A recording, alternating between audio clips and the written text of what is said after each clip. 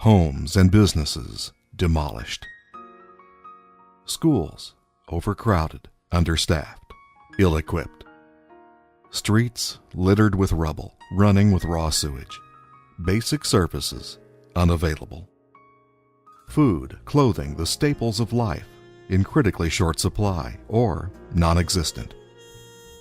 The air filled with the sounds of conflict and the cries of families torn apart. That's what it's like in a war zone, caught between competing governments, ideologies, ethnicities. That's the battle being fought every day by children in Palestine and other troubled regions. Once you go there and see, you find yourself saying, this is worse than anybody could have ever described, or worse than any picture I could have ever seen. They have no opportunities. They don't have any of the same things that we take for granted for our children. The outside world will look at this group of people and define them by actions of others and paint everybody with the same brush. And there are innocent people who shouldn't have to bear that burden, including those children. Yet every day, more and more of these children and their families are finding new reasons to keep going, to keep trying, to keep hoping. Thanks to KinderUSA. KinderUSA is a nonprofit humanitarian organization that is based here in the United States that provides assistance to children around the world, particularly in Palestine.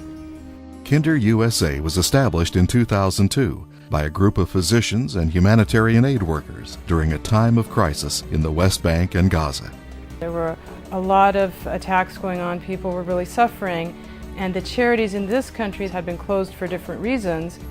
And so we came together to create an organization that would enable people to appropriately support Palestinians in need, with particular emphasis on children.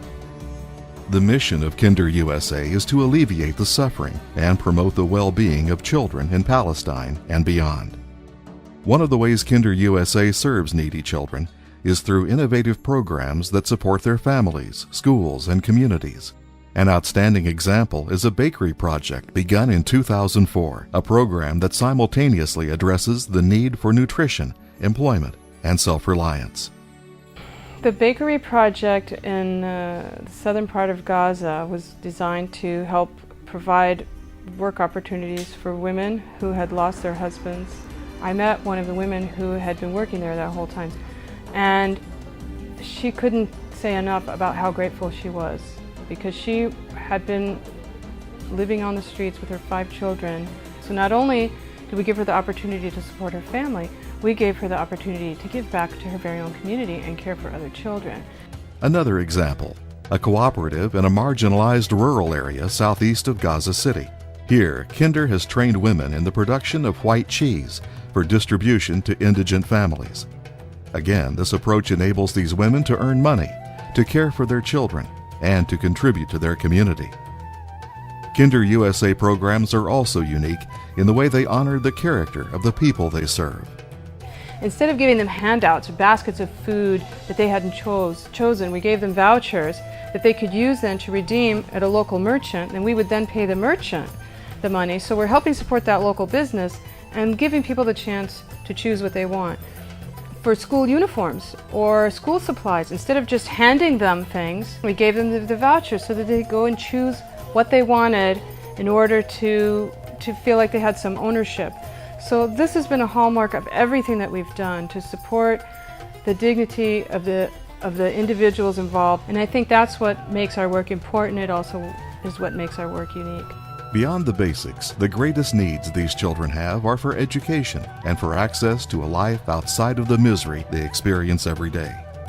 We are right now involved in tutoring projects for kids at risk, and when we had it just 2 nights a week, the demand was so great we had to expand it, but we didn't have the facilities. Just shows the need and the desire for people to improve and to do better. We try to help with activities that are more recreational and give them a chance to think of something, have a good time, and not be caught up in the difficulties of life that they're facing, whether it's a summer camp program, after-school program, something that promotes activity in the arts, theater.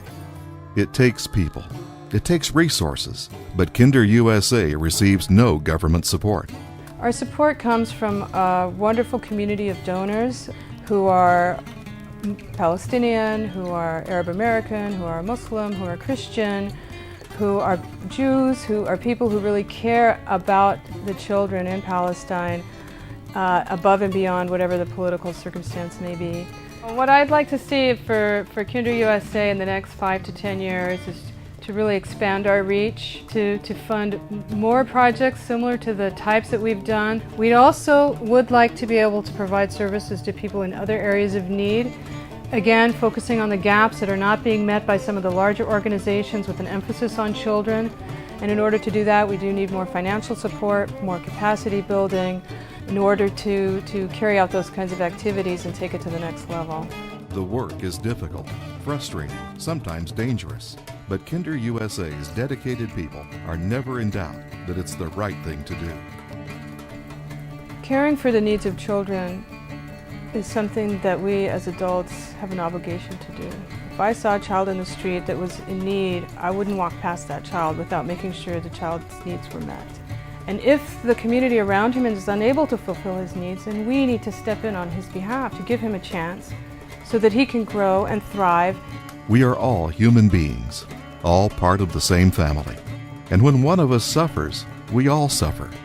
But thanks to the caring, concerned individuals who support the work of KinderUSA, there's a little less of that suffering in the world every day. When we look back and look at the number of lives that we've had an impact on, within the last almost 10 years, we have provided services to almost 500,000 children in the West Bank, Gaza, and Lebanon. And when you think that the overall population we're dealing with is somewhere, with all of those groups, around 4 million, that is a very significant number of lives to have been touched. If we have the attitude that we're all here as part of the same human family to look after one another, and that each child deserves the same rights and opportunities everywhere, that can only translate into a better outcome for the entire planet.